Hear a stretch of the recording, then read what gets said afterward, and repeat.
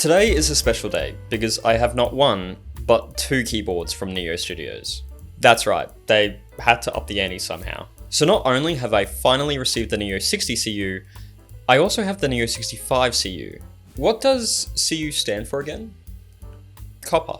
Thank you, periodic table of elements. Before we dive into this video, there are a few things to note. The Neo60 comes in two versions, the core version, which has just been released, and the CU version. The CU version is the more premium option, however I encourage you to check out the QK Discord for more details on the core series.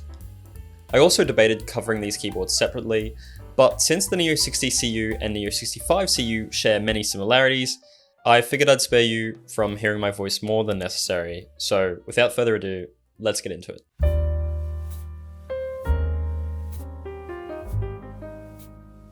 The Neo60CU and Neo65CU are part of Neo Studios' still premium but more affordable lineup, featuring full copper bottoms. They retain almost all the features of their core counterparts, with the Neo60 models having pretty much the exact same measurements, build options, weight options, PCB and plate options, and even the same bezel proportions and rounded corners. The key difference is that the Neo60 core is a unibody case, while the Neo60CU has a two-piece design. As well as the full copper bottom, that is. Both the Neo60CU and Neo65CU come in anodized finishes, including silver, grey, black, teal, grey gold, navy, purple, burgundy, and red. There is also spray-coated options in retro white, greige, and nebula. For the weight options, you can choose from brass, copper, or mirror PVD finishes in silver, gold, black, and dusk. The plate options include carbon fiber, aluminium, polycarbonate, and polypropylene. Interestingly, the Neo60 core also offers FR4 and POM as additional choices. When it comes to PCB options, both keyboards offer tri-mode hot swap, wired hot swap, and soldered configurations. They support both ANSI and ISO layouts with stepped caps lock, split left shift, split backspace, and Sangen bottom row support. The Neo60CU also includes split right shift, which is really nice for HHKB layouts. Both the Neo60CU and Neo65CU use a dual mounting system, supporting both PCB gasket mounts and isolated top mount. While the mounting structures are similar, each keyboard's points are actually tailored for its respective size. Unfortunately, the gummy O-ring mount present in both the Neo60 and Neo65 core series is absent, which sucks because it's actually the best mounting style. The Neo60CU and Neo65CU share 3/4 of their proportions. They both have a height of 108.8mm, a front height of 18.6mm, and a typing angle of 8 degrees. The length of the Neo60CU is 292mm, while the Neo65CU measures 311mm. In terms of layout support, the Neo60CU is compatible with WinKey, WinKeyless, and HHKB layouts, whereas the Neo65CU supports a single 65% layout with a blocker. Finally, the Neo60CU will start at 165 USD and end at 205 USD, while the Neo65CU will start at 180 USD and end at 220 USD.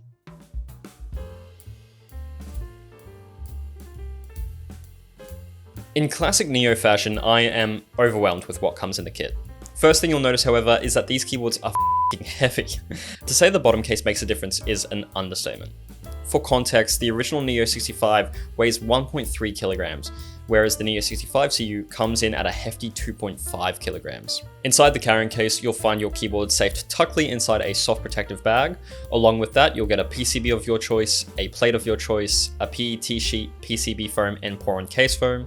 You'll also receive silicone gaskets and top mount screws, rubber feet, PCB standoffs, and extra screws. As always, Neo includes a keycap and switch puller, a screwdriver, clip-in stabilizers, and a USB-C cable as free gifts.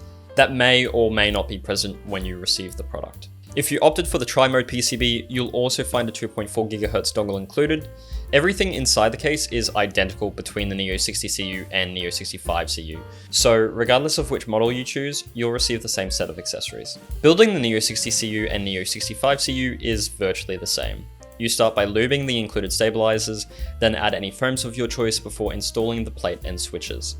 For the Neo60CU, I have the beautiful red colorway with the copper bottom case and the PVD black weight.